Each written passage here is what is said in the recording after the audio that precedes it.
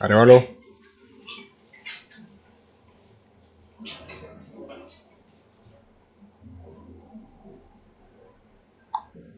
Aquí, hey, aquí. Dale, perfecto. Entonces vamos a comenzar acá para presentar la pantalla. ¿Logra ver la pantalla y Arévalo? Te veo solamente, veo nada más tu, ajá, ya se agregó, Ahora sí. sí, estás compartiendo, sí. Ahí Listo. se ve la pantalla, sí. Ajá. Listo. Vamos a comenzar entonces.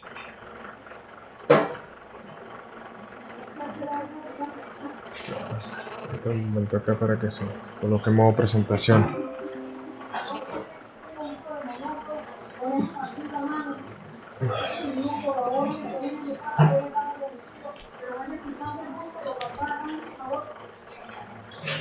Bien, muchachos, ayer hablamos, habíamos quedado en la parte de la destilación.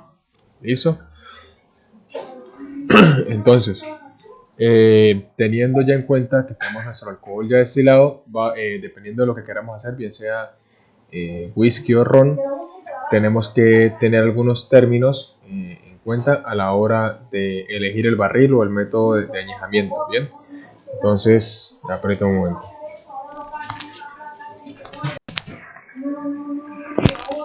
Oiga, haga silencio que estoy acá hablando.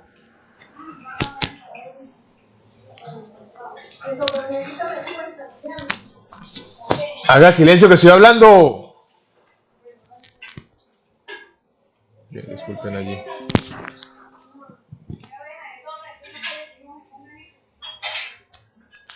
Bien, muchachos, entonces, tamaño del barril.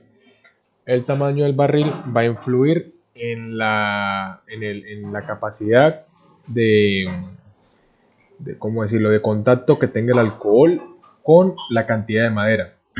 Entre más grande sea el barril, menos cantidad de alcohol va a tener contacto con la madera, ¿sí? Entre más pequeño, pues el alcohol va a sustraer mucho más los compuestos aromáticos del barril. Señor Andrés, una pregunta. En el caso de los vinos en Argentina, ¿los barriles son de 80 litros para la maduración de vino? No, son barriles de 225 litros. Ok, pero usted en el caso, de su bodega, o es para, aplica para todos. No, en general esa es la medida del Del barril barril. estándar. Sí. El tonel es el que más grande, ¿sí? De 1000 litros o 500 litros, algo así, ¿cierto? Perdón, lo digo muy cortado.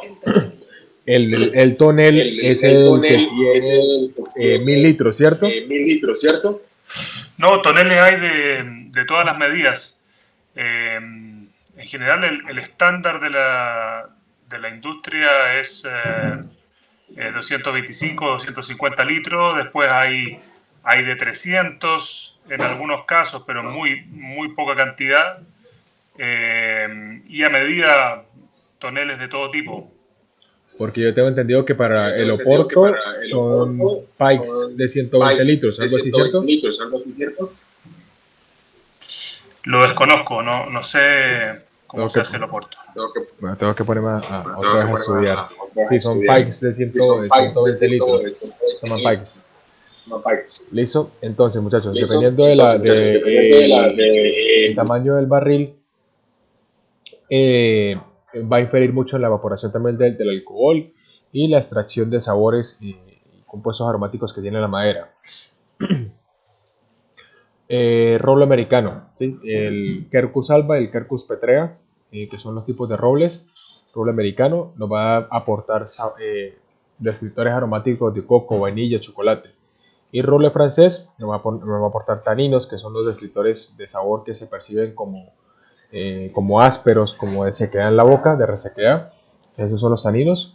Pimienta, cuero y unos descriptores más complejos, también como notas a humo, depende del nivel de tostado que tenga. Y nuevos o usados de otras destilerías. En el caso de Venezuela, eh, todas las ronerías utilizan barriles usados, ¿sí?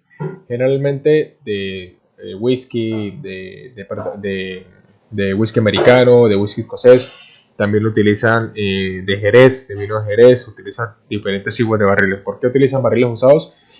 Porque en el caso de los whiskies americanos, y comparamos la capacidad, la cantidad o la intensidad de sabor a madera que tiene un whisky americano es mucho más fuerte que, ejemplo, comparándolo con la cantidad de sabor que pueda tener un ron o un whisky que pase por maderas, por maderas ya de segundo uso. ¿Por qué?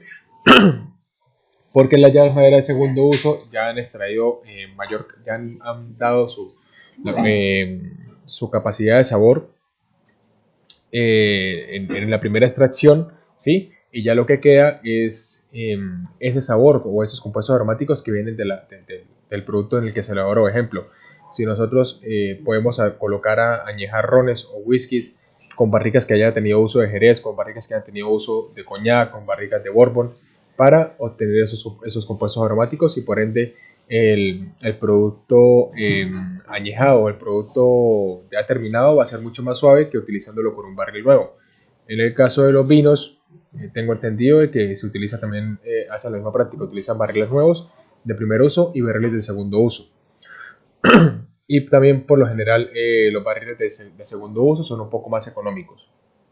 Entonces lo que hacen las grandes industrias, por ejemplo Venezuela, son barriles de segundo uso para poder tener esos descriptores aromáticos, ya sea de whisky, de coñac, de jerez o de algún otro tipo de destilado, para hacer mucho más complejos sus rones.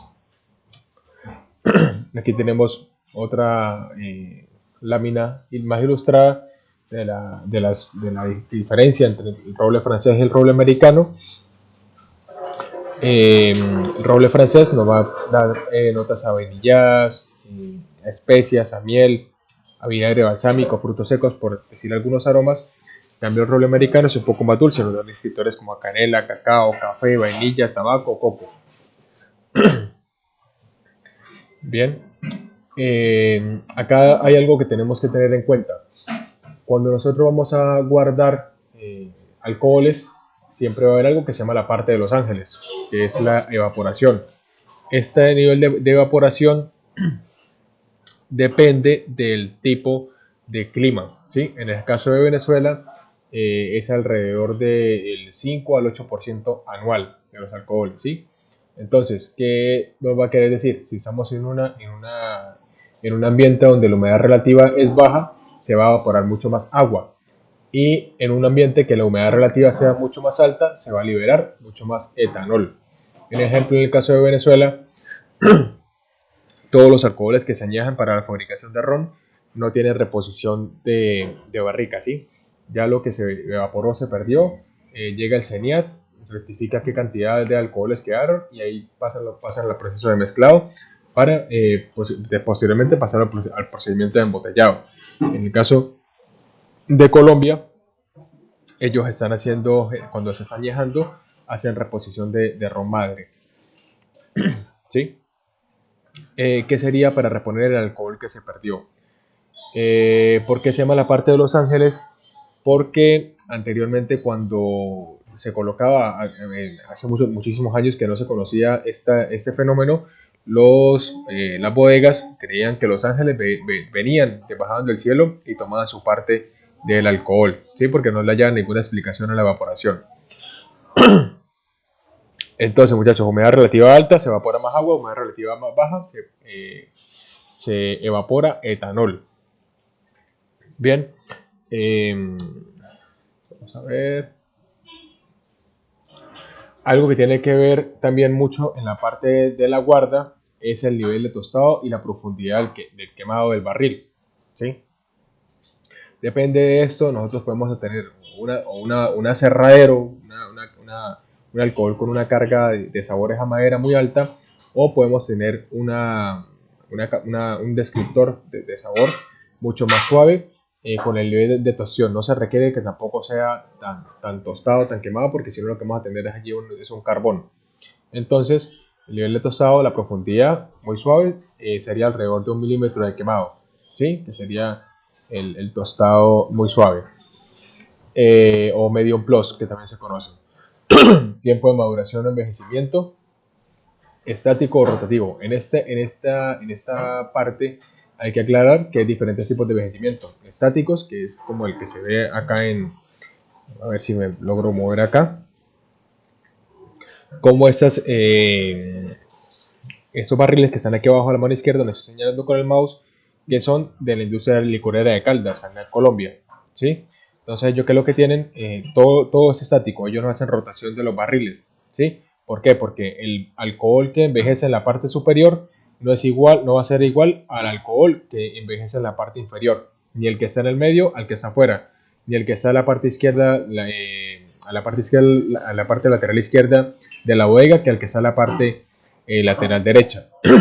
Cada barril, depende de la posición, va a envejecer de una forma diferente, ¿sí? Porque el que está arriba le pega más calor, el que está abajo está más fresco. Entonces, siempre el envejecimiento va a ser muy diferente al momento del añejamiento.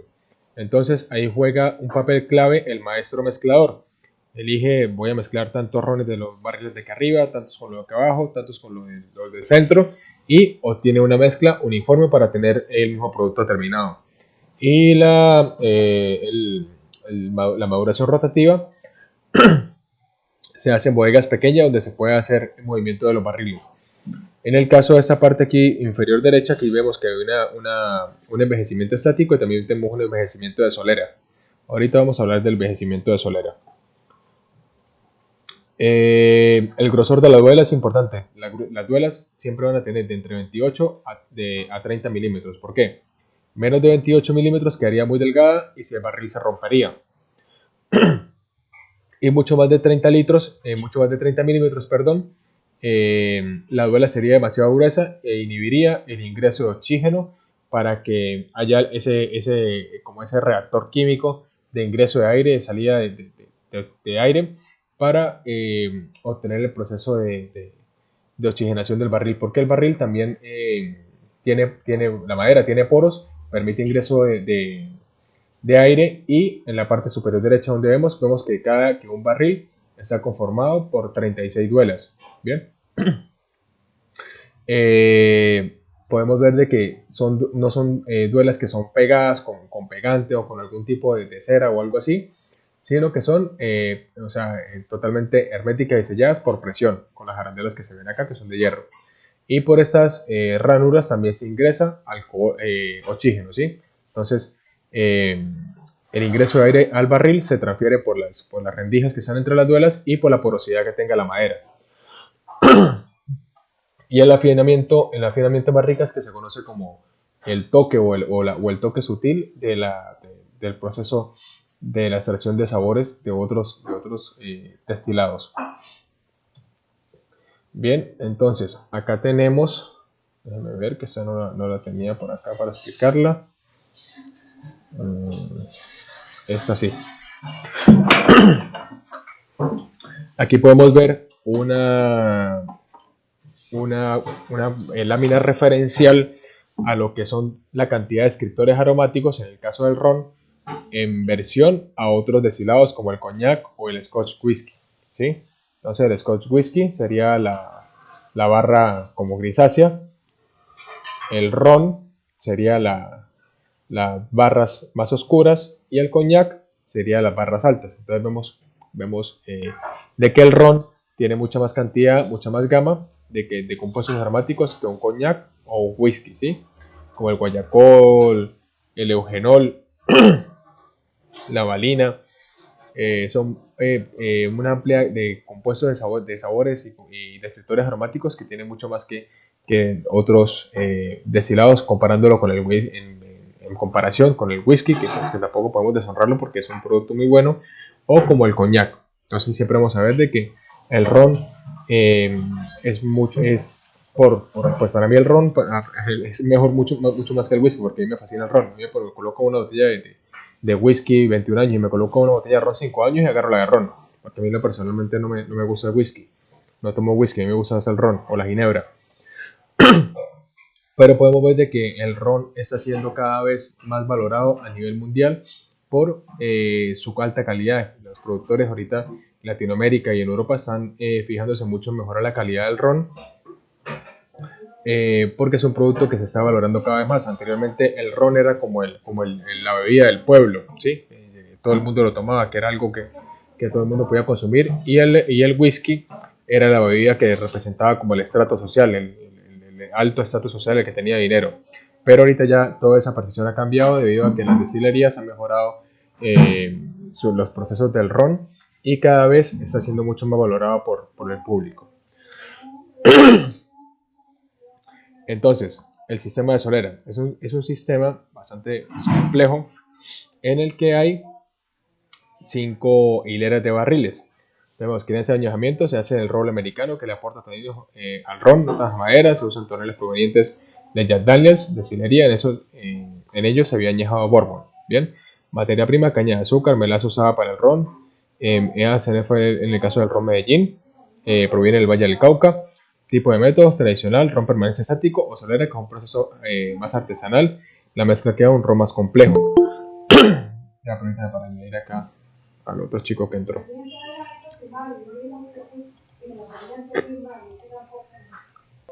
Bien.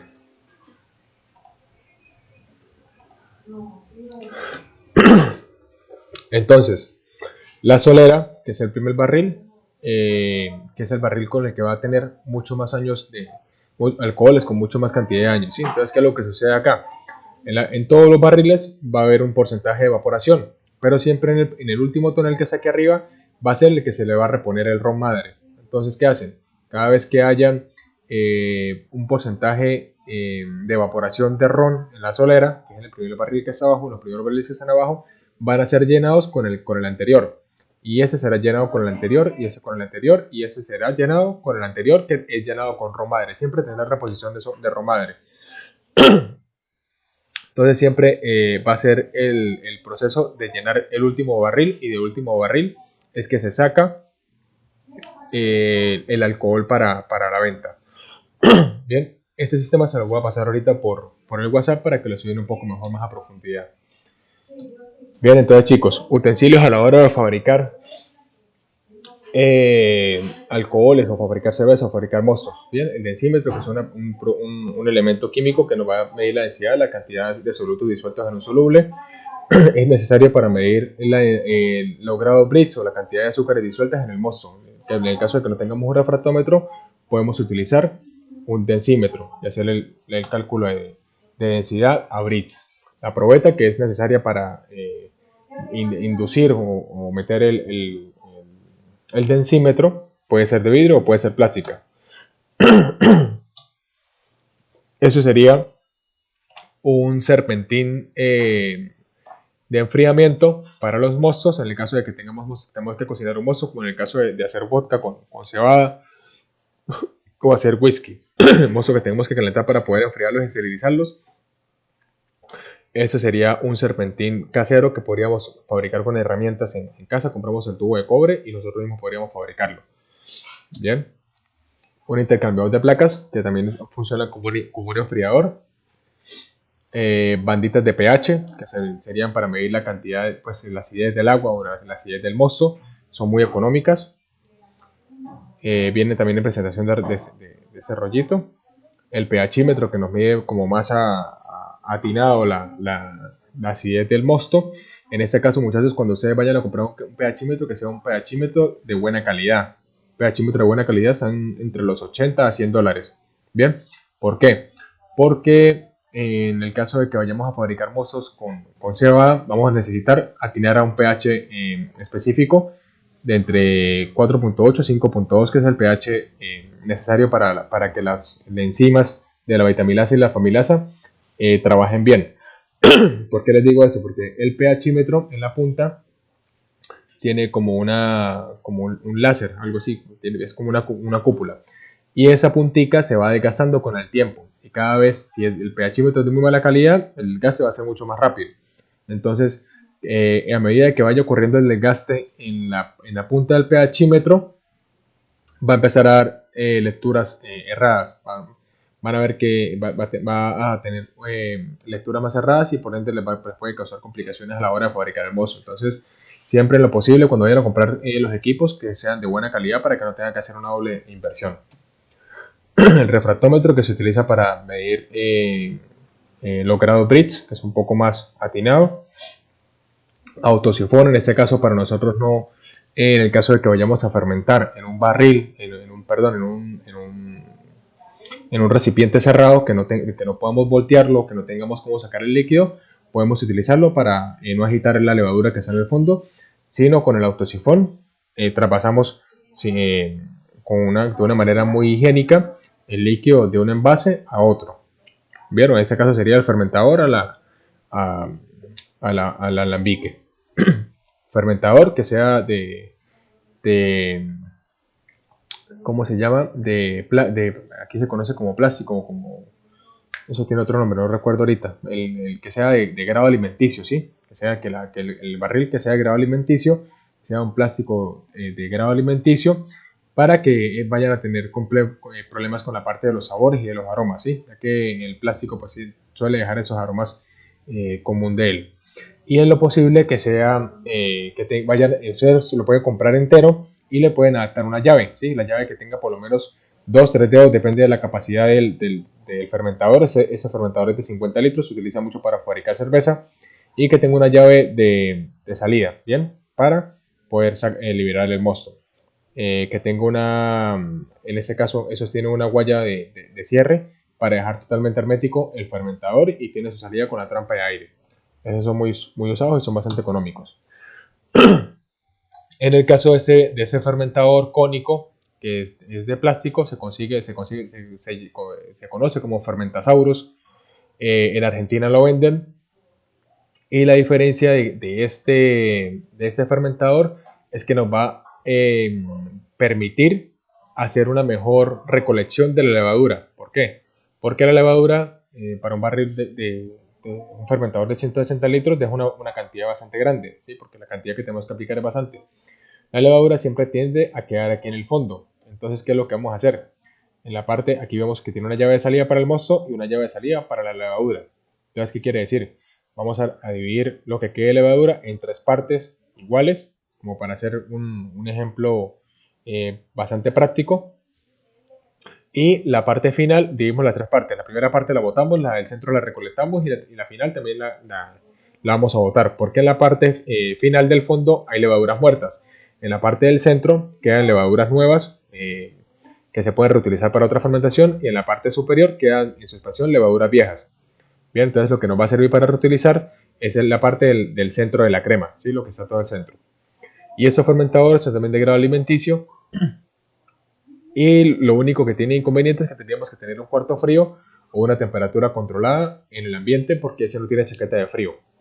No es como los fermentadores de acero inoxidable que tienen la chaqueta de frío por fuera y podemos controlar la temperatura. Fermentador de cuñete, que también son bastante económicos y son bastante sencillos y fáciles de usar. Esos fermentadores así y como el anterior, el primero que les mostré, son bastante fáciles de usar porque nosotros podemos meter esos fermentadores en un tanque de congelación que tenga temperatura controlada. Entonces son bastante económicos y bastante fáciles al momento de empezar a fabricar nuestros mostos. Ya si ustedes quieren algo a más escala, pues necesitaríamos algo como el Fermentasaurus o ya un fermentador de acero inoxidable que venga con chaqueta de frío. Aquí les muestro una imagen de cómo se puede también adaptar a un barril de agua o a un pote con agua para adaptarlo y poder utilizarlo como fermentador. Lavador de botellas. En el caso de cuando vayamos a lavar nuestras botellas para envasar nuestro líquido, hay por internet muchos tutoriales donde se muestra diferentes tipos de lavadores de botellas hechos en casa. También que tenga pues lo posible una motobomba, puede ser de medio caballo, de un cuarto de caballo, un tercio de caballo, para que pueda inducir el agua con el sanitizante contra presión para las botellas. Bien. Un lavador de botellas manual que tiene una entrada con una manguera por la parte del fondo con el líquido, que también se puede conseguir por unidad, pero ese sería como para producciones pequeñas. un termómetro de punzón que lo vamos a necesitar para medir la temperatura de maceración en el caso de que tengamos que hacer mostos como lo dije anteriormente, con cebada, con arroz, con algún tipo de producto que necesite controlar la temperatura para extraer los azúcares fermentables. Este sensor es un sensor de producción brasilera, se llama MT512E. ¿Para qué nos sirve este sensor? Ese sensor se le puede adaptar a un tanque congelador o a una nevera para poder controlar la temperatura de la fermentación. Él puede mantener la temperatura controlada entre un mínimo y un máximo. Ejemplo, yo tengo adaptado un sensor de esos para un tanque congelador de 200 litros y yo puedo controlar la temperatura desde la fermentación hasta el final de la fermentación. Lo puedo colocar a fermentar entre 15 a 17 grados centígrados, de 20 a 25, de 30, o sea, la temperatura que yo quiera. Inclusive antes de utilizar el mosto para destilar, yo lo coloco a 0 grados y él totalmente me funciona a la temperatura que yo quiera.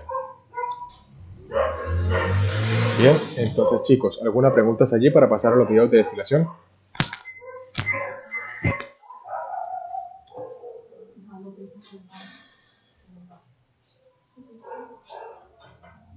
Muchachos, ¿alguna pregunta allí? No, por este lado no.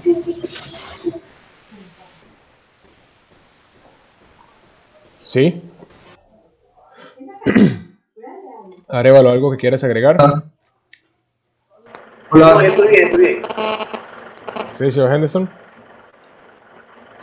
Sí, lo que quería preguntarte es, ¿por qué añejar el aguardiente o el licor? En el caso de añejar, se conoció, pues es una práctica, le voy a contar un poquito de la historia, es una práctica que se hacía anteriormente para trasladar los licores o los vinos, en el caso del vino, o los licores de un lado a otro, ¿sí? Entonces, ¿qué hicieron? En el caso de la historia del ron, los marineros transportaban el ron de la isla de partida hacia donde iban, lo transportaban por el mar. Ellos se dieron cuenta de que el ron que envasaron en ese barril cuando partieron de cierta isla a cuando llegaban no era el mismo, veían que mejoraba, que se hacía más rico, que se hacía más suave, que tenía otros compuestos, que se le agregaba valor, ¿sí? Veían que sabía diferente, que mejoraba el ron, ¿sí? Entonces, ¿para qué envejecer el alcohol? Para obtener compuestos de sabor y aroma, para mejorarlo, para suavizarlo. Y como dije anteriormente en la parte de la fabricación, de la fermentación, para que los congéneres se transformen en descriptores de sabores y aromas. ¿Sí? Si mi alcohol me sabe a caña, recién destilado, colocándolo en barril, dentro de unos 6 meses me puede obtener sabores de chocolate, de vainilla, de coco, un poco de madera, evoluciona, mejora, ¿sí? Obviamente no todos los alcoholes son hechos para añejar, y en el caso de todos los vinos no son hechos para guarda, sino eso lo vamos a controlar, depende del producto que nosotros vamos a hacer. Entonces, si queremos fabricar un alcohol para que tenga una complejidad bastante alta o tener un alcohol de muy buena calidad, por ejemplo, en el caso de comparar un ron que envejece un año con comparar un ron que envejece 6, 8 años, no es la misma calidad, no es el mismo producto, ¿sí?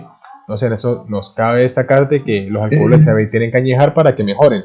En el caso de usted, señor Henderson, si usted quiere empezar a producir ron de calidad, debería también de añejarlo. No es necesario, pero pues en el caso de los otros productores artesanales, queremos hacer productos de venta rápida, ¿sí? Mira, yo añejo, sí, es cierto que el licor, en este caso el ron que produzco yo, añejado tiene otro sabor. Pero yo añejo, como acá no tengo los barriles que ustedes tienen allá, yo añejo en bases de plástico. En sí también se añeja ahí, pero ¿qué es en sí lo que pasa? ¿Se mantiene el grado de alcohol? ¿Aumenta el grado de alcohol? ¿Qué es sí lo que pasa? Porque yo observo acá, por ejemplo, tengo aguardiente almacenado en bases de plástico, tengo de 8 a un año envases. Tiene otro sabor, otro aroma, pero ¿qué es lo que en sí lo que pasa en sí entre el producto? ¿Qué proceso químico es lo que pasa ahí? ¿Se aumenta su grado de alcohol? ¿Se mantiene? ¿Qué es lo que pasa? Mire, por lo menos Porque en mi caso no tiene ningún color, ni un sabor a roble, ni algo parecido, pero sí tiene otro sabor, otro olor, otro aroma, ¿no? sí, ¿Qué por lo es lo que menos pasa? en el caso de añejar en potes plásticos no va a suceder absolutamente nada. Lo que puede es evaporarse el alcohol, evaporarse agua, como lo expliqué en esta lámina, que decimos que si la humedad en la parte donde se está es muy baja, lo que se evapora es más agua, ¿sí? Entonces al evaporarse más agua vamos a tener un nivel de alcohol más concentrado que el que nosotros metimos al barril. Si usted mete un alcohol con 50 grados de alcohol, y hay más evaporación de agua porque la humedad relativa en su región es muy baja, eh, eh, vamos a tener de que al cabo de un año puede tener un alcohol con 60, con 65 grados de alcohol, ¿sí? Entonces puede ser que aumente. En el caso de si la humedad es muy alta, se va a evaporar etanol. Si usted guarda un alcohol de 50 grados y la parte donde usted está es muy alta la humedad, lo que puede tener es evaporación de etanol. O sea que si mete un alcohol de 50 grados, puede tener al año un alcohol de 40, de 35 grados. Entonces, el barril es un reactor químico, ¿sí? Que tiene, por el ingreso y salida de aire, va a extraer sabores y aromas. Eso es lo que se quiere al momento de añejar, que el alcohol extraiga los sabores y los aromas que están compuestos en esa madera, ¿sí? Depende del tipo de madera, como lo hablé aquí en esta lámina, si añejamos el roble francés o el roble americano, nos van a dar completamente descriptores aromáticos muy diferentes. ¿Bien?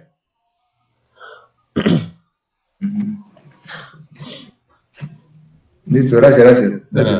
En su caso, si ustedes quieren, no tienen como el acceso a la obtención de un barril, hay empresas que se dedican a fabricar sabores. En el caso de Perú, hay una que ahorita no recuerdo el nombre. Acá en Colombia sí hay, que se dedican a fabricar sabores de roble, a vainilla, a coco, a chocolate. Y ustedes con esos sabores pueden empezar como a manejar el perfil de su destilado. Si usted no tiene el poder económico para comprar un barril, porque siempre pues son costosos. Un barril usado nuevo está como entre 250, 280 dólares. Por allí están rondando y usados están como entre 80, 90 dólares, 100 dólares, depende del tipo de barril que vaya, aparte del transporte. Ya. ¿Sí? Entonces, ¿qué puede hacer usted? ¿Qué le recomendaría? Es como esencia. Sí, no son esencias, son sabores. Son como esencias, ¿no? Parecidos, pero son sabores. Sobre. Sí, son más fuertes. Entonces usted puede agregar Muy sabor bien. a roble, sabor a Excelente. vainilla, o sea, hacer una mezcla allí para mejorar el perfil de su destilado sin necesidad de colocarlo, añejar en potes de plástico, porque realmente lo que va a perder es tiempo. ¿Sí? Y esos chips de roble que venden como para hacer cosas también sirve. Señor, Venden unos chips de roble que son los palitos de roble. los chips de roble sí también se consiguen. Eso sí darían sabor. Por ejemplo, si yo tengo un pote de plástico y añado los chips de robles, que se consiguen acá en Colombia, Jack Daniels, que hay escuelas, empresas de coctelería en Bogotá que lo venden, los chips de Jack Daniels, sí se puede, claro. Inclusive es una práctica que se ha hecho muy común, o también en Europa que se están haciendo experimentos con polvo de roble, ¿sí? También se puede utilizar, pero obviamente pues que esté en líquido en contacto con roble realmente, porque con plástico no va a hacer absolutamente nada y no va a extraer absolutamente nada. Lo que puede tener es evaporación de etanol o de agua. Ya al momento de yo colocarlo en contacto con algún tipo de madera, con el tipo de madera que sea, él va a cambiar su perfil de sabor. Igualmente, si yo le voy a añadir algún tipo de fruta o algún tipo de especia, él va a extraer el sabor de esa especia o de esa fruta de lo que yo le coloque. Pero si lo colocamos en un barril de plástico, no va a suceder absolutamente nada. Inclusive, señor Henderson, señor Rodrigo, perdón, usted que está acá en Colombia, si quiere me puede escribir por el privado y yo le doy el número de la empresa que los distribuye acá en Colombia, está en Bogotá. Listo. ¿Vale? ¿Alguna otra pregunta de los muchachos?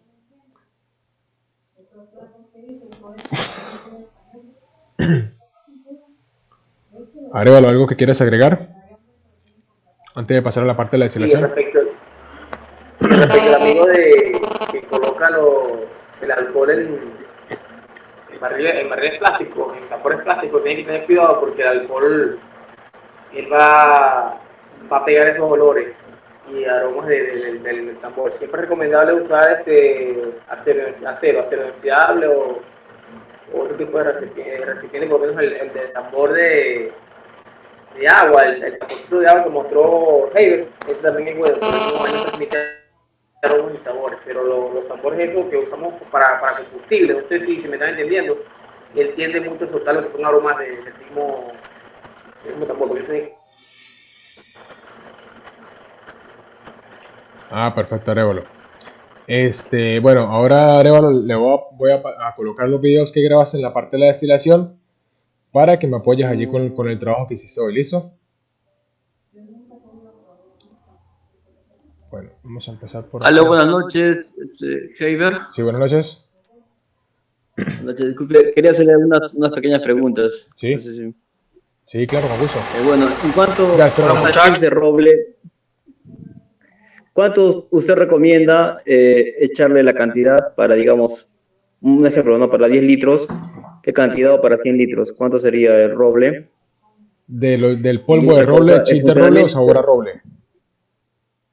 No, chip de roble para echarle a una, bueno, como usted dice, a una bordina. Sí. ¿Qué cantidad se puede usar? En el caso de la cantidad, pues eso todo depende de lo que usted quiera fabricar, ¿sí? A mayor cantidad de chips, obviamente vas a tener más cantidad de extracción de compuestos de sabor y aroma de ese mismo chips. A menor cantidad vas a tener menos cantidad de extracción. Ya eso pues tienes que jugar tú con lo que quieres fabricar. Si quieres fabricar un alcohol con bastante sabor a roble o con poco sabor a roble, si lo quieres añejar mucho tiempo, si lo quieres añejar poco tiempo, entonces ya eso depende de tu alcohol, de lo que quieras hacer. ¿Y es, digamos, es reutilizable el chip o solo tiene una sola vez de vida? Pues generalmente lo que se hace cuando son barriles, lo que le están haciendo ahora actualmente es que después de utilizarse el barril, en el caso del barril, por la verdad del barril, lo que hacen, sacan el líquido, lo raspan por dentro, desarman las duelas, lo raspan y lo vuelven a utilizar, ¿sí? Eso es lo que se hace. Ya los chips, pues tendría que volverlos a raspar con algo, con un cuchillo o algo así, si se puede, porque generalmente, pues como son chips, lo que te aconsejaría es que los muelas bien, los tritures bien para que tengas que utilizar menos para extraer más, ¿sí? Puedes hacerlo como lo que hablé hace rato, que como una especie de polvo, ¿sí? Que sea más triturado, como un tipo de arenilla. Allí vas a tener mucho más cantidad de madera en contacto con más alcohol, ¿sí? Que en el caso de colocarlos enteros. Ya, bueno, en el caso, no sé si es que yo tengo un café, creo que lo estoy usando mal. El problema es que, como ustedes decían, litros, ya, y yo voy sacando ahí poco a poco, saco 20, saco 30, a veces lo vacío y otra vez lo lleno, y así saco. O sea, no exclusivamente lo guardo 3 meses ni 6 meses, simplemente según lo que vaya usando lo voy sacando. Y no sé si este roble así se vaya a malograr o pueda pasar algo. No sé, ¿qué me recomiendan? Ya, porque no te entendí muy bien lo que me explicaste. Que tú, no, te explico bien otra vez de una disculpa. Ya, perdón. Tengo un barril de roble de 100 litros. Ok, un barril. Ya, de los cuales lo lleno los 100 litros, pero puede pasar o un mes o 3 meses, lo voy sacando, así. A veces lo dejo no exclusivamente lo guardo, digamos, 6 meses y lo vacío todo. Sino conforme yo voy usando, lo voy sacando. No sé O sea, si esa tienes sea como un una mala sistema de práctica solera. de usar el roble. Eso es como una especie de solera que tienes allí.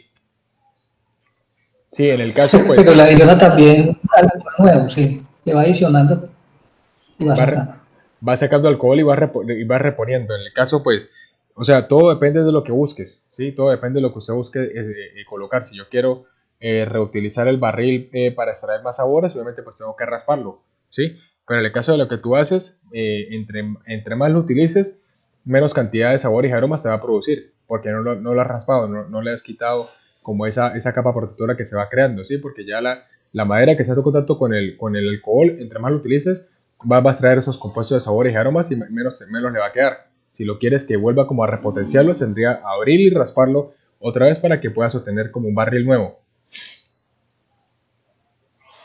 ¿Y no hay un producto que haga una limpieza de esa capa gastada? No, la única manera es rasparlo porque son madera.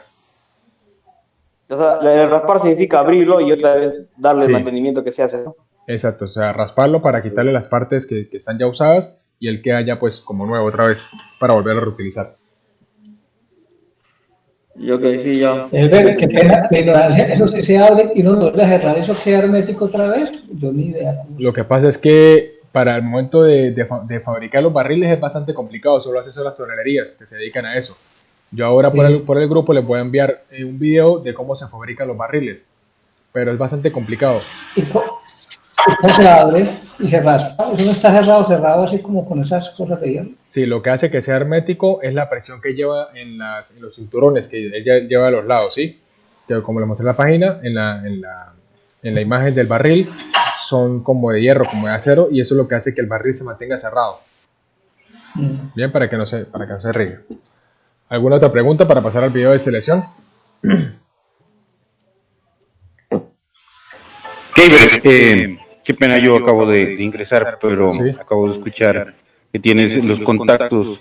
Sería bueno que los compartas en el grupo, pues yo estoy situado acá en Colombia, sí, señor. Para poder tener acceso a donde conseguimos los sabores, sí, claro, los chips de roble, igual los de Jack Daniels, por favor. Sí, señor, yo se los contacto, yo se los paso, tranquilos.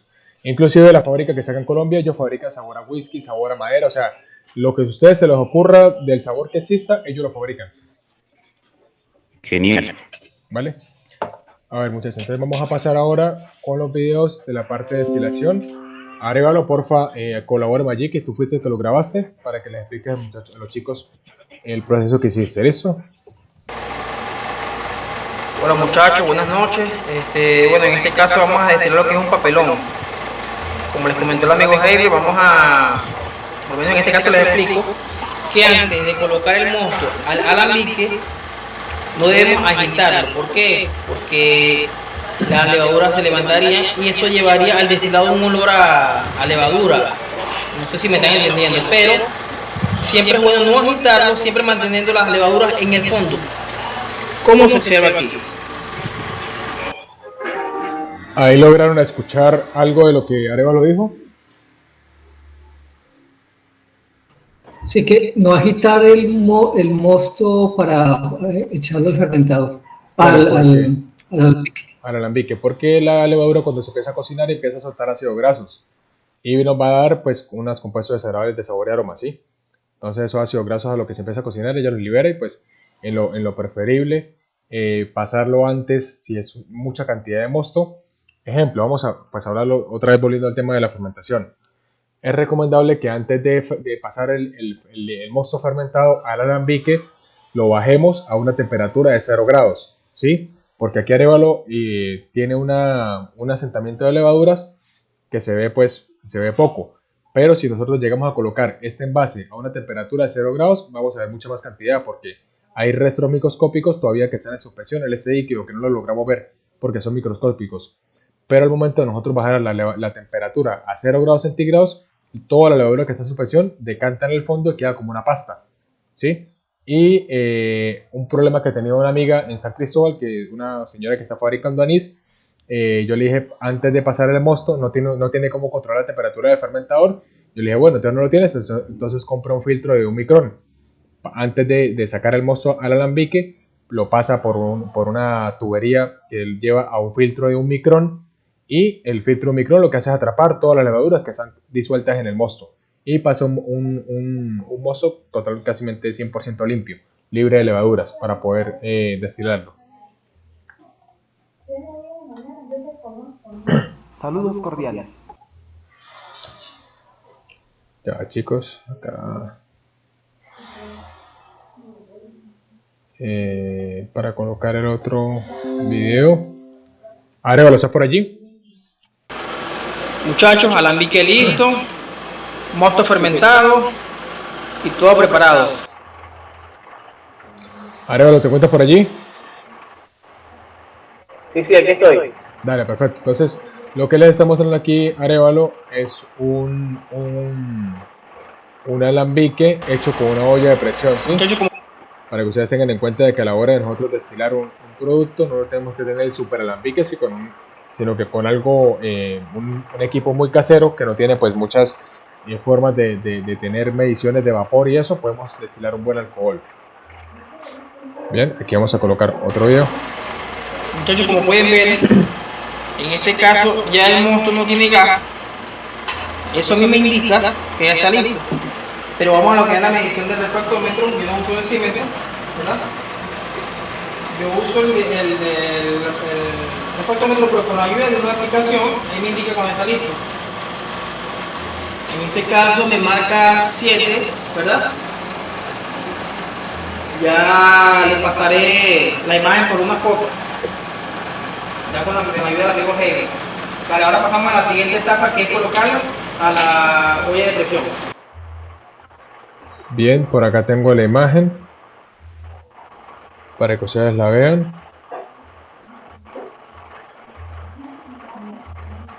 Mira, por este momento.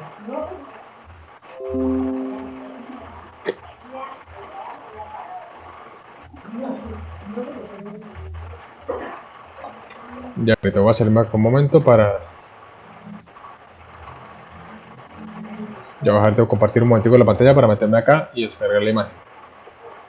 Para que vean, puedan ver la imagen del refractómetro que tomó Arévalo.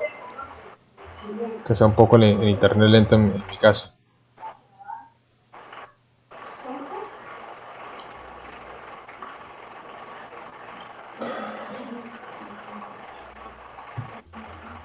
Por el momento que el internet está un poco lento con acá donde estoy.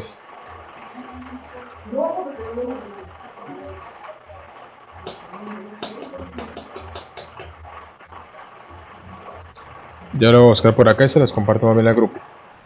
Ah, no, ya por aquí está.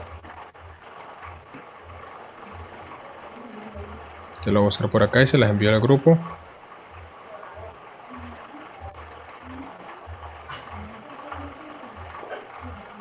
Ahí se las envío al grupo, chicos, para que la vean. Listo, entonces voy a seguir compartiendo pantalla.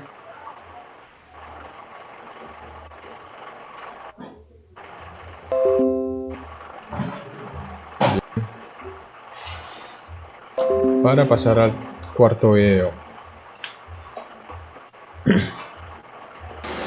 ¿Ese siempre es el que yo resto inicial o ese es el porcentaje de financia del volumen del corte? Ya, perdón, ¿cómo me dice? Ese 7 es, ¿lo debo restar al volumen inicial? ¿Cómo se Sí, claro. Porque yo lo mío es por la... Sí, en el caso de la densidad, lo haces densidad inicial con densidad final por 30 creo que es.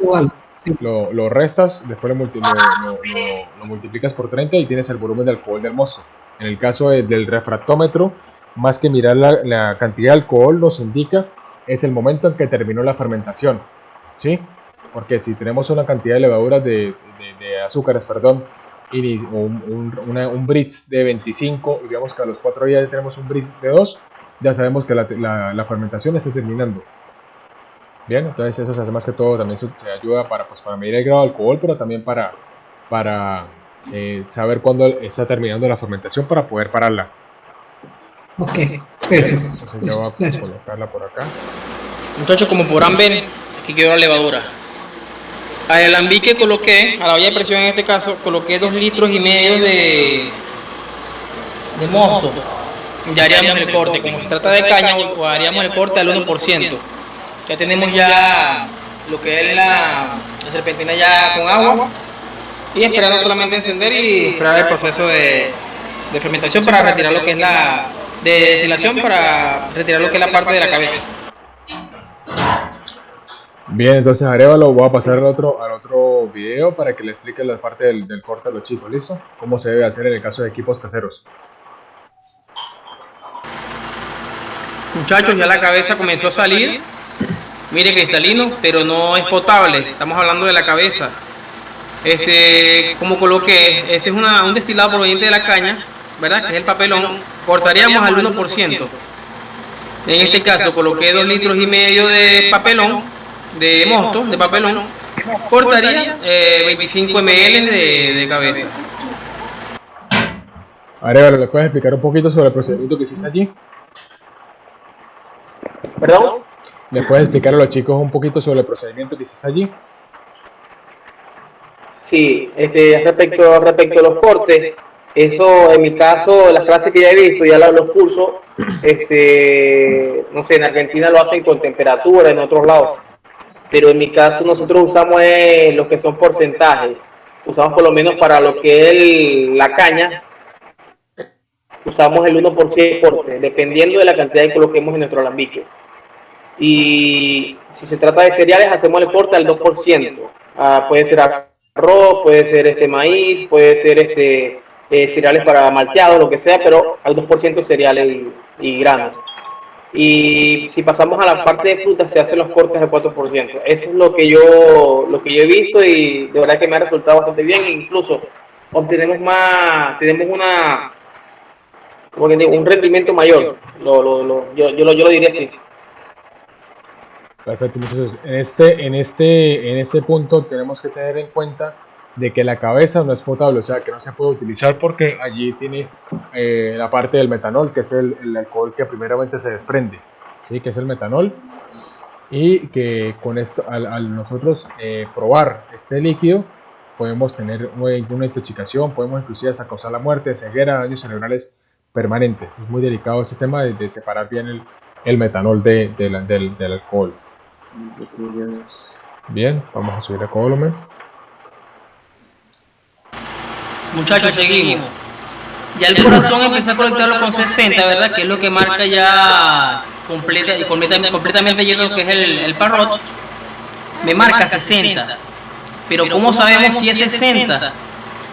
Tenemos que saberlo es por la temperatura, ¿verdad? Si el alcohol me está saliendo a 60, pero su temperatura está a 27, eso quiere decir que estaríamos colectando un corazón de 57 grados de alcohol. Todo depende de la temperatura. Arévalo, ¿nos puede explicar un poco sobre la parte de la temperatura para que los chicos entiendan? Sí, por lo menos en el caso de los destilados, siempre hay una tabela donde indica que por lo menos en los alcoholímetros de ustedes marca un 20 grados, ¿verdad? 20 grados, sí. No sé si me estoy explicando, déjame ver la mía. Si ellos tienen ellos trabajan con cierta temperatura, por lo menos la mía trabajan a 20 grados de enfriamiento, como dice, de temperatura. Para el alcoholímetro marcar perfectamente bien, tendría que tener el alcohol tendría que tener una temperatura de 20 grados, como que es el asunto, ¿entiendes? Y ya por ahí yo juego lo que es el papel de temperatura con alcohol, ¿entiendes? Ahí juego un papel importante, por lo menos si es 27 grados de enfriamiento, por decirlo así, y el alcoholímetro está a 50, eso quiere decir que no es la graduación que marca el alcoholímetro, sino sacando cálculos de lo que te diga el termómetro. No sé si me están entendiendo, necesitarían ver esa tabela, yo no la tengo, pero sí la estudié. Muchachos, lo que explica Arévalo es como el densímetro, cuando nosotros estamos hablando que los densímetros vienen calibrados para medir líquidos a 20 grados centígrados. Entonces, si tenemos mayor o menor temperatura, nos va a marcar una lectura errada, ¿sí? Por eso los densímetros y los alcoholímetros traen una tabla de corrección que te dice a 19 grados centígrados te réstale tantas rayitas de densidad, a los 18 grados centígrados réstale tantas rayitas de densidad, o en el caso de subiendo, súbele tantas rayas de densidad o súbele tantos valores de densidad para poder tener un atinamiento de la lectura perfecta. O sea, que el alcoholímetro está calibrado para medir alcoholes a 20 grados centígrados, la temperatura. Si tenemos alcoholes de menor temperatura, mayor temperatura, debemos de recurrir a la tabla de valores que nos tenga el fabricante. Bien. Entonces, vamos a seguir por acá.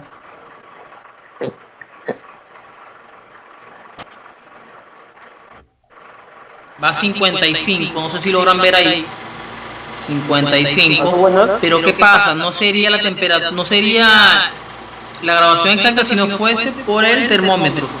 Está en 27, 28. Eso quiere decir que la graduación exacta de 55 a una temperatura de 28 sería 52, 51 grados de alcohol. Recuerden, todo depende de la temperatura. Ahora, una pregunta. Tú dices allí que que 51 grados de alcohol, ¿cuánto te marcaba el decímetro de alcohol ahí? ¿Perdón? ¿Cuánto te marcaba el decímetro de alcohol ahí? Disculpa. Me marcaba 55. Listo. Y con la temperatura que corregiste de 28, lo bajaste a 51, ¿cierto? Exactamente. Entonces serían 4. Lo bajé a 51, 52, que ese era un cálculo. O sea, 2 grados por 2... ¿cómo es que es? 1 grado por cada 2 grados de temperatura. ¿Sí? Tendría que revisar y ponerme Claro, de acuerdo. Porque a veces yo erro en esa parte. Así decía, si en el alcoholímetro te decía 55 y con la temperatura estaba 28 grados centígrados, tú dices que el alcohol estaba a 51, entonces dividiríamos los 4 entre 2. Entonces sería 2 grados de temperatura por cada... 1 grado de alcohol por cada 2 rayas de temperatura. Sería. Ajá. Pero como lo hago mentalmente, si yo tendría la tabla, me indicaría, por lo menos me indicaría no 52, sino 52.400.4, 52.6, así. Ok, perfecto. Pero ya con lo que es la temperatura, con lo que me dio, yo tengo un estimado, pues. Sí. Perfecto. Listo. Bueno, chicos, vamos a seguir acá con la otra parte del último video. Muchachos, ya mi corazón ya fue recolectado. Por lo menos tengo la temperatura y todavía ando con temperatura de 28, pero mi alcohol está a 42. Ya sacando cálculos me estaría dando 38 grados de alcohol. Ya creo que debía haber cortado a 40. Así que vamos a proceder a eso. Vamos a cortar el corazón ahora con 38, que aquí en el alcoholímetro no lo marca, pero la temperatura me lo está indicando. Y seguimos recolectando lo que es la cola. Ahora, una pregunta. ¿Tú puedes explicarnos o explicarle a los chicos cómo hace el redestilado de la cola? Sí, en mi caso yo recolecto, ¿verdad? Lo que es la cola hasta del 38 o 40 para abajo, hasta el 10, 20. Colecto para luego aprovecharlas en otras destilaciones futuras, sea de cualquier tipo del mosto. Pues. Lo uso ya que no tiene tanto sabor ya a lo que ya destilaba anteriormente. Es decir, y una vez que coloco la cola junto con mi mosto, que voy a destilar nuevamente, obtengo un alcohol mayor, una graduación alcohólica mayor. Por lo menos en este caso, con este comencé con 64, pero si yo le hubiese agregado un poco de la cola, si tuviese, me hubiese salido con un grado de 75. Y si acaso 83, que es lo que me ha pasado en ocasiones, que me sale con un grado de 83. Cuando le agrego cola a mi mosto nuevo. Pues. Perfecto, Arévalo. Una pregunta. Bueno, me dijiste que hiciste con el... ¿Qué levadura utilizaste? Disculpa. En este caso, como fermento poco, lo hice para demostrarles a ustedes ese paso sencillo. Yo usé levadura de pan, pero ya para cantidades grandes usaría levadura turbo, que es lo que tengo aquí en casa y de verdad que es bastante caro y es complicado también conseguirlo ahora. Pues. Y por eso lo tengo ahí en stand-by esperando que venga el día de destilar a grandes cantidades. Vale, perfecto. Bueno, muchachos, ¿alguna otra pregunta? Ya con la clase de hoy finalizaríamos el curso y procedería ahorita a enviarle todos la guía, los documentos, la última clase grabada. Yo creo que Arévalo está muy dispuesto también en el momento que requieran tu ayuda, Arévalo. Los chicos pueden solicitarte preguntas, igualmente con mi persona, lo que lleguen a necesitar cuando vayan a destilar, cuando vayan a empezar a fabricar, lo que quieran hacer. De verdad que pueden preguntar todo lo que necesiten y ahí estaremos para apoyarlos. ¿Alguna pregunta antes de finalizar la clase de hoy?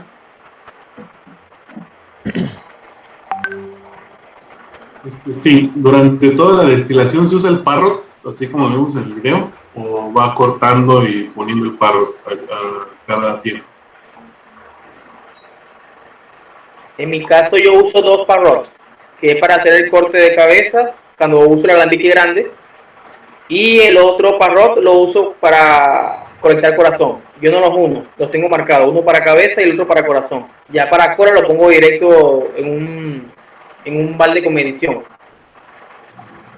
Ok, pero lo dejas. Pero yo digo que sí es obligatorio, porque hay que te ahorraría lo que es la parte de colecta. No tendrías que hacer tanto esfuerzo al momento de buscar un recipiente para colectar, no, ya él lo hace solo.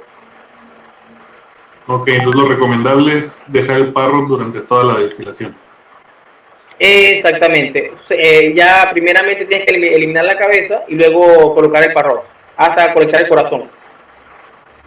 Perfecto, sí, esa era mi duda. Muchas gracias. Sí. Listo, muchachos. ¿Alguna otra pregunta?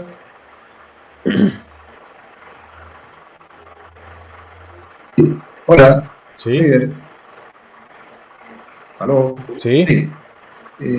Dos cosas que no me quedaron muy claras. ¿Sí?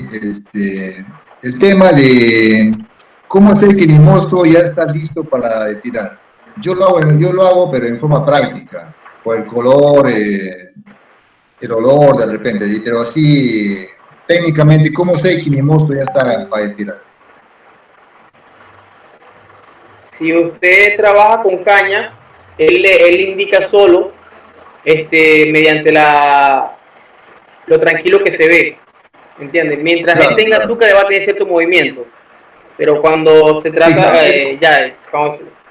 cuando se trata de otro tipo de fermentados, ya será cuestión de colocar en lo que son trampas de aire. Sí, porque como tú dices, por práctica, por el color, que se mantiene ya quieto, ya no es como si debería, ¿no? Pero cuando ya se mantiene quieto y se empieza a limpiar, yo en práctica ya sé que está para destilar, ¿sí? Hasta en el sabor, ¿sí? Sí. Pero no hay una técnica de determinar que depende por la graduación, yo qué sé, que ya está para destilar.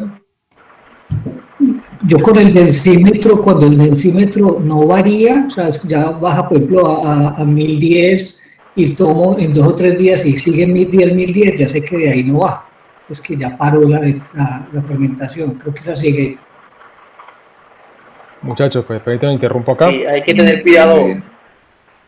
Permítanme interrumpo acá. En Sí, el hay caso... que tener cuidado al momento de... Bueno, habla solo yo ahora, bro. Déjame interrumpir un momentico. En el caso de tener el densímetro, nosotros nos vamos a guiar cuando la densidad vaya bajando, ¿sí? Entonces, nosotros tenemos una densidad inicial de 1040, 1050, y vemos que a los 4 o 5 días el mosto está a una densidad de 1010. Ya vemos que la fermentación está parando. No va a llegar a una densidad de 1000, que es la densidad del agua, porque obviamente hay otros compuestos disueltos en el mosto, ¿sí? Pero lo más atinado para saber en qué momento paró la fermentación es con un refractómetro. Es lo más atinado, lo más acertado para medir la parte de la terminación de la fermentación, porque hay algunos fabricantes que se guían, no, ya mi trampa de aire dejó de echar burbujas, ya la fermentación paró. No, porque la fermentación todavía puede continuar, pero lentamente, ¿sí? O de repente la fermentación se pudo haber parado por falta de nutrientes. Algunos otros cerveceros, no, ya me huele fuerte, ya lo puedo parar. No, lo más atinado para saber en el momento en que terminó la fermentación sería con un refractómetro. Ella puede llegar a una cantidad, porque es que el refractómetro mide directamente la cantidad de azúcares disueltos en el líquido. En cambio, el densímetro te mide todo lo conjunto. En cambio, el refractómetro te mide solamente azúcar, ¿sí? Entonces, si tienes un Brix de 15, de 20 iniciando, y como lo expliqué hace rato, a los 4 o 5 días tomas una lectura, o vas tomando lectura día por día y ves que cada día va bajando el Brix, significa que la fermentación está haciendo su trabajo. Y al momento de tener un Brix de 3, de 2 o de 1, ya sabemos que la fermentación está parando, ¿sí? Entonces nosotros podemos hacer el proceso de parar la fermentación, o de pasar el mosto al alambique.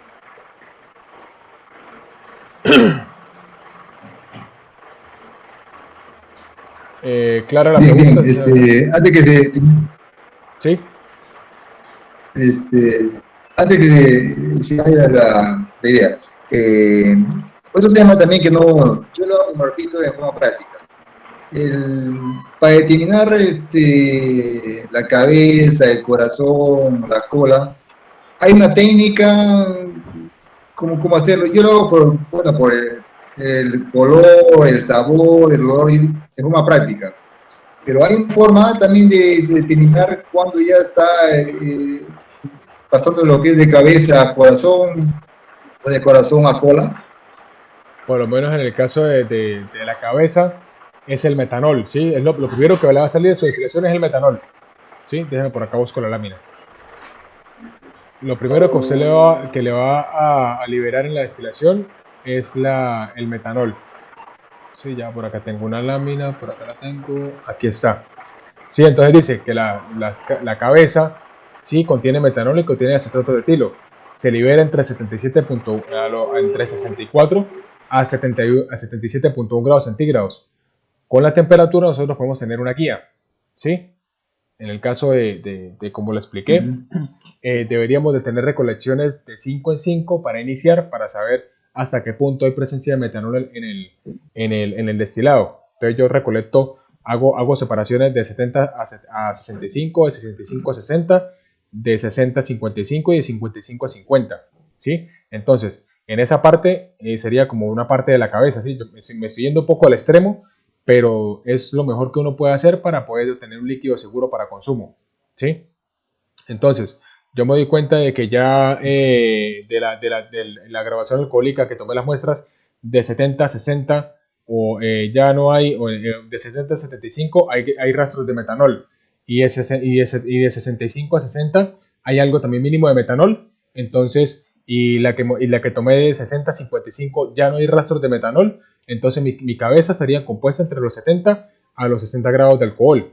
Dando un ejemplo, otra manera de hacerlo es por la temperatura, porque el etanol empieza a liberarse a 78 grados y voy tomando la temperatura del vapor. Entonces empezó la destilación, comenzó a los 65 grados, 60 grados, empezó a botar alcohol. Yo sé que los 65 o los 64 a los 77 lo que va a salir es el metanol y acetato de etilo que se difiere como la cabeza. Bien, a partir de los 78 grados, cuando ya el termómetro me marque 78 grados, empiezo a recoger porque ya sería puro etanol. Sí, de 78 a 82, ya es la temperatura que sale el etanol. Ya 82 para arriba, lo que bota es la cola, que también tiene compuestos aromáticos y también se puede como tener como una indicación de la cola porque la graduación alcohólica va bajando. En el caso de las colas siempre se suelen cortar de 35 o 38 grados hacia abajo. En mi caso yo lo hago de 30 hacia abajo. De 30 hacia abajo, ya sé que son las colas, lo dejo destilar hasta 10 grados, después eso lo reutilizo y vuelvo y lo redestilo junto con la cabeza. Eso es lo que hago. Pero siempre, pues, en lo posible, tener, necesito, en lo posible, tener claro el estudio científico del alcohol para saber que no haya presencia de metanol, porque ese tema, hago énfasis mucho en eso porque es un tema muy delicado. Nosotros podemos matar a alguien, podemos dejar ciego a alguien, podemos causarle un daño cerebral a alguien permanente por no hacer el proceso bien. Entonces siempre es importante, se los vuelvo y lo reindico, de que tengamos un estudio completo de que el alcohol que nosotros vamos a beber o a consumir para nosotros mismos sea seguro. Bien, ya cuando ustedes tengan la práctica de que yo sé que yo hago 200 litros de mosto con mi receta estándar y ya sé que a los 200 litros de alcohol le voy a cortar una cabeza de, ejemplo, 5 litros, ya mi receta está estándar, ¿sí? No hay que hacerle tanto, volver a hacer el estudio, sino al principio de empezar la producción, hacer como esos estudios que son de bastante importancia. O como les comenté también con la prueba del el ácido el ácido que les comenté ayer, que es la prueba de metanol. Y el ácido bórico. El ácido bórico ese, se me fue la palabra. Que tengo otros ácidos en la cabeza y se me va el nombre. Con el ácido bórico, poder obtener como una respuesta o una medición medio acertada, ¿sí? Para poder saber cuándo hay metanol en el destilado. pero al momento de hacer los cortes de los alcoholes, sería importante saber hasta qué punto hay presencia de metanol en el alcohol, porque entre menos metanol tenga, o sea, las cantidades mínimas de metanol, una cantidad mínima no hace daño, no puede matar a nadie, pero sí causa resacas en el cuerpo, que es la diferencia que nosotros tenemos al beber alcoholes baratos con un alcohol costoso. ¿Sí? Por ejemplo, de la fabricación de whisky o rones de alta calidad, lo que se utiliza solamente es el corazón. En el caso de whisky también y vodkas de alta calidad, lo que se utiliza solamente es el corazón. En el cambio de vodkas o productos de más economía, nos causa resaca, nos causa dolores de cabeza, nos causa malestar, dolores de estómago. Eso es por la presencia de metanol en los alcoholes. Pero son cantidades mínimas que provocan estos ¿cómo se llaman? Estos síntomas. Ya una cantidad muy grande de más de 15 ml de metanol de presencia disuelto en un litro de alcohol sería totalmente mortal para la persona. Una pregunta, Heiber. Sí, señor. ¿Por qué en los fermentados que bebemos no nos causa daño el metanol, pero destilado sí, aunque sea rebajado con agua?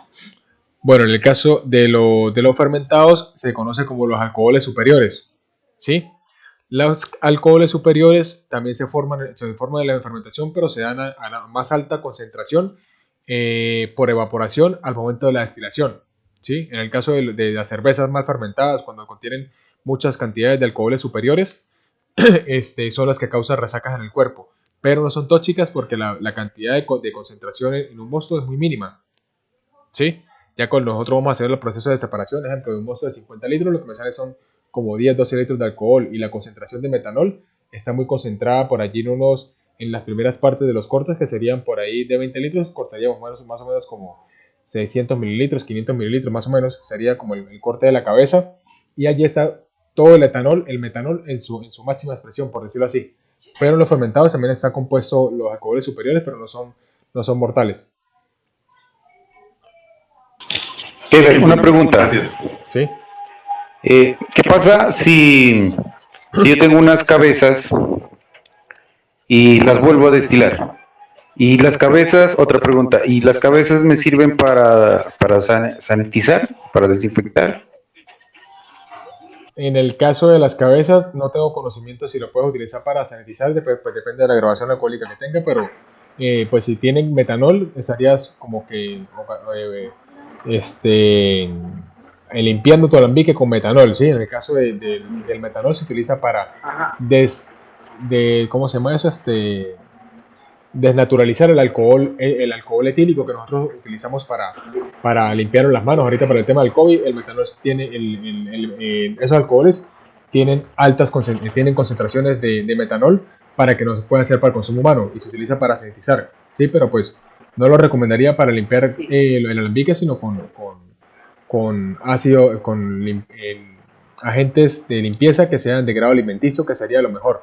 Y en el caso de redestilar las cabezas, yo las uniría con las colas para tener un mayor rendimiento, y volvería otra vez a hacer el mismo proceso que hice al principio de la destilación: cortar la cabeza, cortar la cola, hasta tener un rendimiento mayor de etanol. O sea, el momento de sacar toda la extracción del etanol que pueda, para poder hacer otra cosa. Por lo menos en el caso de algunas ronerías en Venezuela, lo utilizan a esos alcoholes para fabricar licores, para fabricar triple seco, licores. Ok, muchas gracias. Vale, ¿sí? Respondiéndole al amigo respecto a la cabeza, aquí hay usinas. Usinas son alambiques con columna bastante larga, donde usan la cola y la cabeza para la fabricación para la elaboración de combustible. Para eso se usa la cabeza aquí en Brasil, que es es el método que usan, pues, o sea, en la parte para no botarla, para no desecharla, pues. Se usaría como combustible. Perfecto. Si me entendieron esa parte, pero con una columna mayor. Una columna mayor me estoy hablando de 30 metros, 27 metros, pero con varios platos, de manera de encontrar pureza y mayor cantidad de alcohol.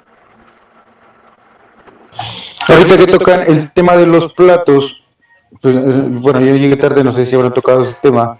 Pero ¿hay alguna imagen, algún diagrama, algún plano que nos dé ideas como para nosotros poder fabricar una columna de destilación con platos?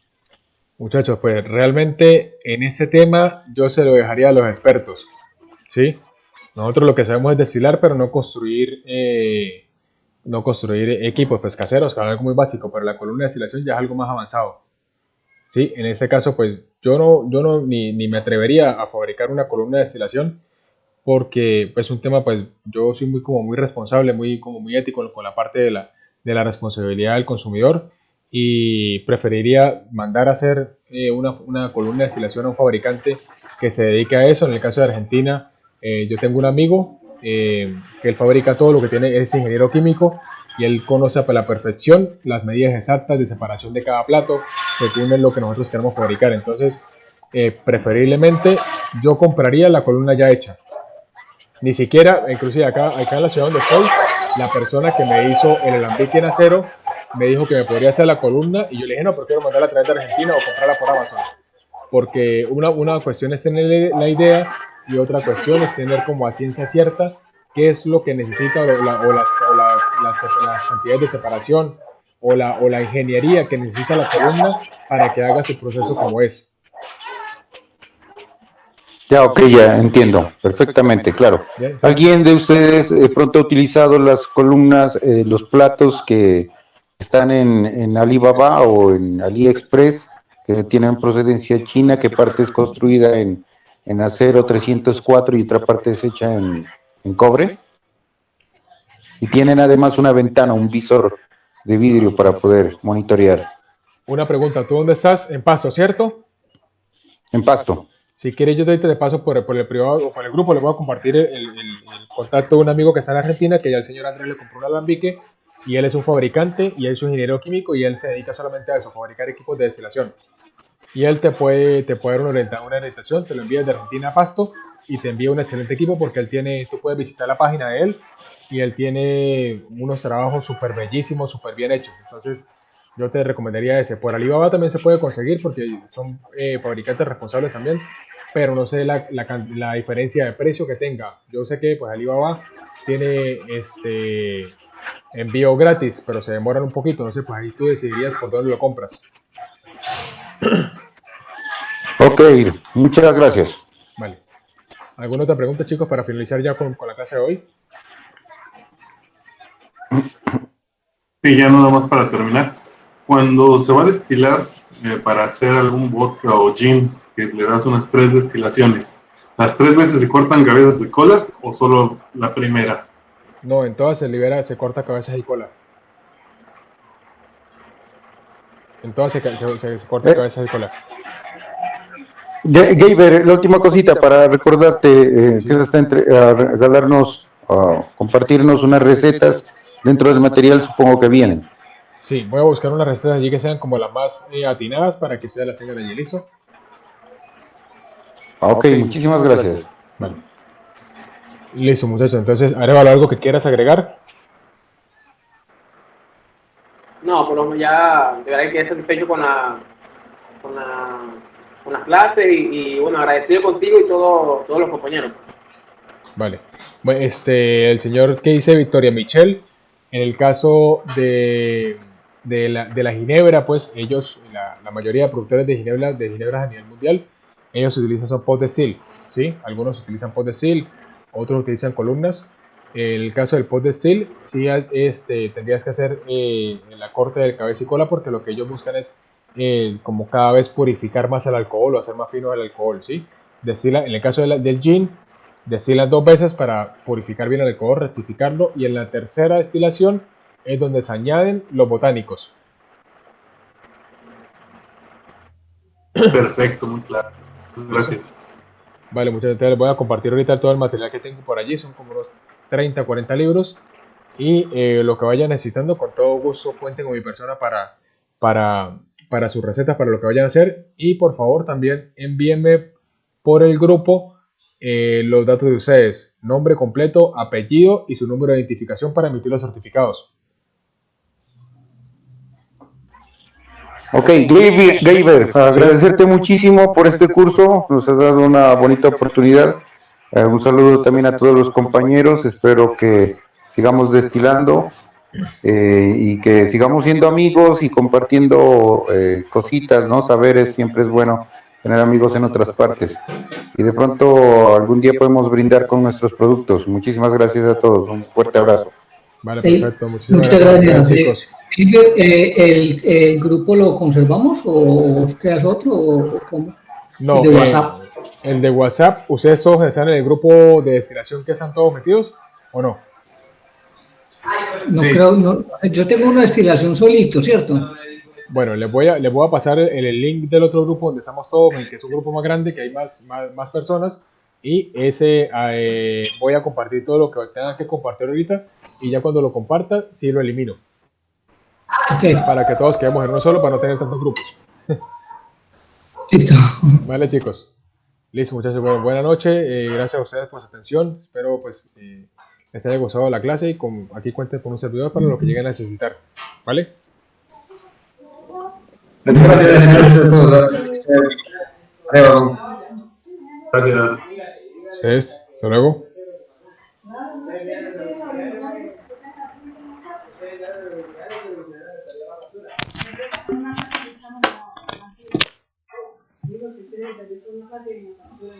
¿Qué pasó?